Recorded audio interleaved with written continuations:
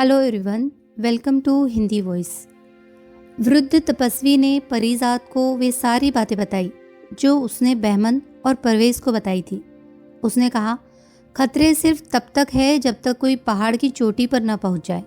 फिर तुम्हें बातें करने वाली चिड़िया मिलेगी और वह तुम्हें गाने वाले पेड़ और सुनहरे पानी के स्थानों को भी बताएगी। लेकिन पहाड़ चढ़ने के समय अप्रिय और कटु शब्द सुनाई देंगे।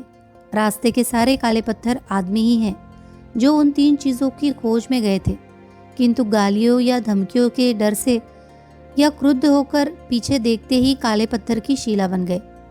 परिजात ने कहा, मतलब ये है कि वे केवल शब्द है और किसी का कुछ बिगाड़ नहीं सकते अगर कोई पीछे मुड़कर न देखे। सिद्ध पिता, आप विश्वास करें कि यद्यपि मैं स्त्री हूँ तथापि सुने हुए किसी शब्द से विचलित नहीं होंगी। मैं न तो इन आवाज़ों से भयभीत होंगी न उन पर क्रोध करूंगी। मैं पूरा आत्मसंयम रखूंगी। इसके अलावा मैं अपने दोनों कानों में कसकर रुई ठूस लूंगी ताकि मुझे वे आवाज़ें सुनाई ही न दे। सिद्ध ने मुस्कुराकर कहा, बेटी, मालूम होता है कि तुम्हारे ही भाग्य में है। इतने लोग वहाँ गए हैं किंतु यह उपाय किसी को अभी तक नहीं सूझा। बस सब कुछ इस पर निर्भर है कि चाहे जो कुछ सुनाई दे, आदमी उसका असर अपने मन पर न पड़ने दे। परिजात ने कहा, विश्वास रखिए कि मैं आपकी दी हुई सलाह पूरी तरह मानूंगी। अब आप यह बता दीजिए कि पहाड़ को कौन सा रास्ता जाता है। बूढ़े तपस्वी ने कहा, बेटी, तुम होशियार तो बहुत मालूम होती हो, लेकिन मैं एक बार फिर तुम्हें सलाह दूंगा कि घर लौट जाओ। परिजात आगे जाने की जिद पर अड़ी रही तो वृद्ध ने मजबूर होकर अन्य लोगों की भांति उसे भी मार्गदर्शन करने वाली गेंद दी और कहा, इसे भूमि पर डाल दो। यह अपने आप लुढ़कती हुई पहाड़ के नीचे जाकर रुकेगी। तुम वही घोड़े से उतरना और पहाड़ पर चढ़ना शुरू कर देना। परिजात ने ऐसा ही किया और तेजी से लुढ़कती हुई गेंद के पीछे घोड़ा दौड़ाने लगी। गेंद पर्वत के नीचे जाकर रुक गई तो वह घोड़े से उतर पड़ी और उसकी गर्दन पर लगाम डालने के बाद उसने अपने कानों में ठूस ठूस कर रुई भर ली और धीरे धीरे पहाड़ पर चढ़ने लगी।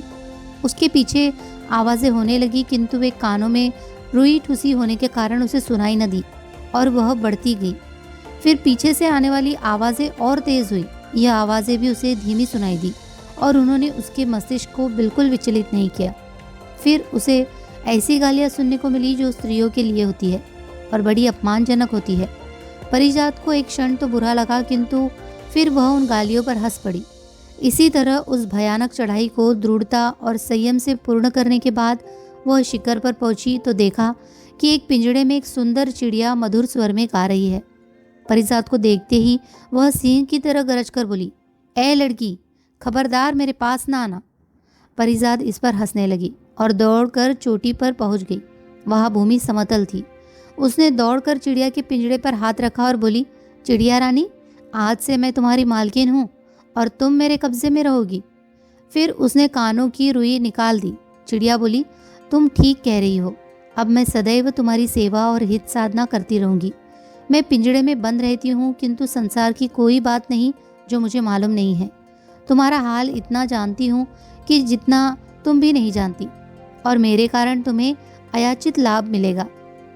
अब तुम मेरी स्वामिनी हुई और तुम्हारी सेवा करना मेरा धर्म है। इस समय तुम बताओ कि मुझसे क्या चाहती हो। मैं बगैर ना नुकुर के उससे करूँगी। चिड़िया की बातों से परिजात को प्रसन्नता हुई, यद्यपि उसे अपने भाइयों के विनाश का बड़ा दुख भी था।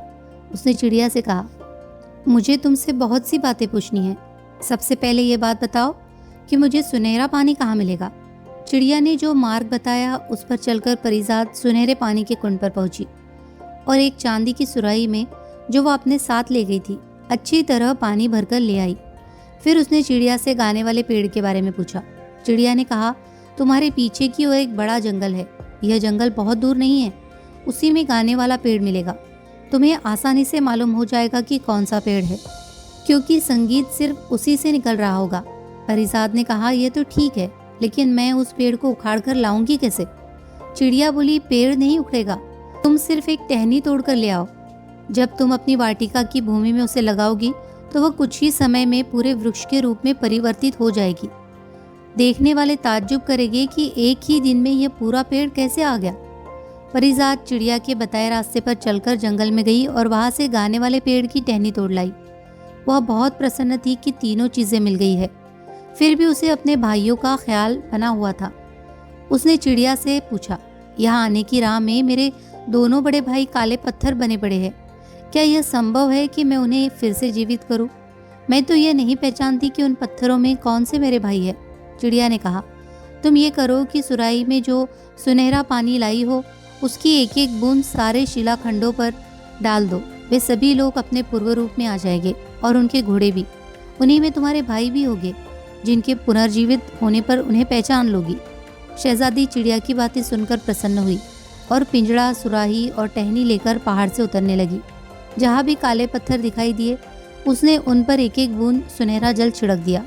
सारे पत्थर आदमी बन गए और उनके घोड़े भी असली रूप में आ गए। इन लोगों में बहमन और परवेज भी थे, जो अपने अपने घोड़ों के साथ जी उठे। परिजात दोनों भाइयों को पहचान कर उनके गले लगकर रोने लगी। फिर उसने कहा, तुम्हें मालूम है तुम्हारा क्या हाल था?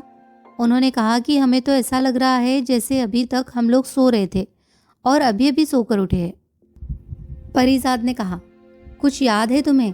तुम लोग मेरे लिए बोलने वाली चिड़िया, गाने वाला पेड़ और सुनहरा पानी लेने आए थे और यहाँ अपने काम को और मेरी याद को भूलकर सोने लगे। दोनों भाई अचकचाकर उसे देखने लगे तो उसने कहा, महानुभाव, तुम लोग सो नहीं रहे थे। तुम काले पत्थर की चट्टान बनकर यहाँ पड़े हुए थे। तुमने आते समय बहुत सी काली चट्टानें देखी होगी। अब देखो उनमें से कोई मौजूद है या नहीं। यह सब लोग जो यहाँ दिखाई दे रहे हैं, यही वे चट्टानें बने हुए थे। तुम्हें ताज्जुब हो रहा होगा कि तुम सबके सब जी कैसे उठे। जब मुझे चिड़िया, पानी और पेड़ की टहनी मिल गई तो इनके मिलने से भी तुम्हारे बगैर मुझे बुरा लग रहा था। मैंने इसी चिड़िया से पूछा कि क्या करूं, तो उसने कहा कि सुनहरे पानी की एक एक बूंद सभी चट्टानों पर डालकर उन्हें फिर से जीवित कर लो। मैंने इस समय यही किया है। यह सुनकर बहमन और परवेज तो धन्य धन्य कर ही उठे। अन्य लोग भी कहने लगे कि तुमने हमें जीवन दान दिया है, हम आजीवन तुम्हारे कृतज्ञ रहेंगे और तुम्हारी आज्ञा का पालन करेंगे। परिजात बोली, मैंने तुम लोगों पर कोई एहसान नहीं किया, मैं अपने भाइयों को जिलाना चाहती थी। इसमें अगर तुम्हारा लाभ भी हो गया तो मेरे लिए खुशी की बात है। अब तुम लोग अपने अपने निवास स्थानों के लिए प्रस्थान करो। जब वह घोड़े पर चढ़ी तो बहमन ने चाहा कि पिंजड़ा आदि सारी चीजें अपने घोड़े पर ला दे ताकि परिजात का बोझ हल्का हो। परिजात ने कहा, चिड़िया की मालिक तो मैं हूँ, वह मेरे पास रहेगी। तुम लोग चाहो तो एक टहनी और दूसरा पानी की सुराही ले लो। अतएव बहमन ने टहनी और परवेज ने सुनहरे पानी की सुराही ले ली। फिर अन्य पुनर्जीवित लोग भी अपने अपने घोड़ों पर बैठे और सभी चलने को तैयार हुए, क्योंकि काफी दूर तक सभी का एक ही रास्ता था। परिजात ने कहा, तुम लोगों में जो सर्वश्रेष्ठ हो वह इस समूह का नायक बनकर आगे चले। सभी लोगों ने एक स्वर में कहा, सुंदरी, तुमसे श्रेष्ठ कौन होगा? तुम हमारी जीवनदात्री हो, तुम ही सबके आगे चलो। परिजात शालीनता से बोली, मैं अवस्था में सबसे छोटी हूँ और किसी प्रकार भी दल की नेत्री बनने के योग्य नहीं हूँ, किंतु तुम लोग विवश कर रहे हो तो तुम्हारे प्रति आभार प्रकट करते हुए मैं भी दल के आगे चलती हूँ। यह दल आगे बढ़ा। सभी लोग उस सिद्ध के दर्शन करना चाहते थे जिसने सभी को राह बताई थी, किंतु जब यह दल उसकी कुटिया पर आया तो उसका कुछ पता न पाया। मालूम नहीं वह काल कवलित हो गया था या वहाँ पर 3 अद्भुत वस्तुओं की राह बताने के लिए ही मौजूद था और उन चीज़ों के न रहने पर वहाँ से गायब हो गया। सब लोगों को इस बात का बड़ा खेद रहा कि अंतिम बार उसे धन्यवाद न दे सके। यह दल आगे बढ़ा। हर आदमी जहाँ जहाँ से मार्ग अलग होता था वहाँ वहाँ से परिजात के प्रति कृतज्ञता प्रकाशन करके चला गया। यह तीनों भाई बहन खुशी खुशी अपने घर में आए। मकान की बारहदरी के सामने जो बाग का हिस्सा था उसमें परिजात ने बोलने वाली चिड़िया का पिंजरा लटका दिया। कुछ ही देर में उसके आसपास 20 तरह के पक्षी जमा हो गए और उसके स्वर में स्वर मिलाकर बोलने की कोशिश करने लगे। उसी जगह थोड़ी दूर पर परिजात ने गाने वाले वृक्ष की टहनी जमीन में रोप दी। कुछ ही देर में बढ़ते बढ़ते वह पूरा पेड़ हो गई और हवा चलने पर पत्तों की रगड़ से उसमें ऐसा संगीत उठने लगा जैसे मूल वृक्ष से उठ रहा था। परिजात ने कारीगरों को बुलवाकर एक संगमरमर का हौज बनवाया। उसके बन जाने पर उसमें एक स्वर्ण पात्र रखा और उस पात्र में चांदी की सुराही से निकालकर सुनहरे पानी की कुछ बूंदें डाल दी। तुरंत ही पानी बढ़ने लगा और बर्तन उससे भर गया और फिर उसमें से एक 20 हाथ ऊंचा फव्वारा उठने लगा। फव्वारे का पानी फिर आकर बर्तन में ही गिरता था और इस तरह बर्तन में पानी की कमी नहीं होती थी और पानी बाहर भी नहीं बहता था। 2-4 दिन में ही बागों के दरोगा के महल की इन चीज़ों की चर्चा सारे शहर में होने लगी। सारे शहर के लोग तमाशा देखने के लिए परिजात के बाग में आने लगे। परिजात ने सैर के लिए आने वाले नागरिकों के प्रवेश पर कोई रोक नहीं लगाई और इस प्रकार यह तीनों भाई बहन नगर में सर्वप्रिय हो गए। कुछ दिनों तक आराम करने के बाद बहमन और परवेज ने पहले की तरह मृगया का मनोरंजन शुरू किया। वे अपने घिरे हुए जंगल के बाहर भी शिकार खेलने के लिए जाने लगे। एक रोज वे शहर से लगभग 1 कोस की दूरी पर स्थित एक जंगल में शिकार खेल रहे थे। संयोग से उसी समय बादशाह भी वहां शिकार खेलने आया हुआ था। इन दोनों ने यह देखकर चाहा कि शाही फौजियों की निगाह बचाकर निकल जाए, क्योंकि वह जंगल शाही शिकारगाह था। लेकिन बच निकलने के चक्कर में वे ऐसे रास्ते पर पड़ गए जहां से होकर बादशाह की सवारी आ रही थी। ये देखकर उन्होंने चाहा कि बगल के किसी रास्ते से निकल जाए। यह संभव न हुआ और वे बादशाह के सामने पड़ गए। मजबूरी में वे घोड़ों से उतरे और बादशाह को झुककर सलाम करने लगे। पहले बादशाह ने समझा कि वे उसके सामंतों में से है और देखने को ठहर गया कि कौन है। उसने उन्हें उठने की आज्ञा दी। वे उठे और सिर झुकाकर खड़े हो गए। बादशाह ने उनकी सूरतें देखकर ठक्का सा रह गया। फिर उसने उनका नाम और निवास स्थान पूछा। बहमन ने हाथ जोड़कर कहा, हुजूर, हम लोग आपके भूतपूर्व बागों के दरोगा के पुत्र हैं। हमारे पिता नहीं रहे। हम जंगल के किनारे उस महल में रहते हैं जो उन्होंने आपसे अनुमति लेकर बनवाया था। हमें वे इसीलिए अच्छे वातावरण में रखते थे कि बड़े होकर हम आपकी सेवा करें। बादशाह ने कहा, ये तो ठीक है, लेकिन लगता है कि तुम यहाँ शिकार खेल रहे थे। क्या तुम्हें मालूम नहीं कि यह शाही शिकारगाह है जहाँ और कोई शिकार नहीं खेल सकता? बहमन ने निवेदन किया, सरकार, हमारे पिता असमय ही जाते रहे और हमारा निर्देशक कोई नहीं रहा, इसीलिए हम लोगों का ज्ञान अधूरा है और अन्य नौजवानों की तरह हमसे भी भूल हो जाती है। बादशाह उनकी इस चतुराई पर मुस्कुरा उठा। फिर उसने पूछा, शिकार खेलना आता भी है?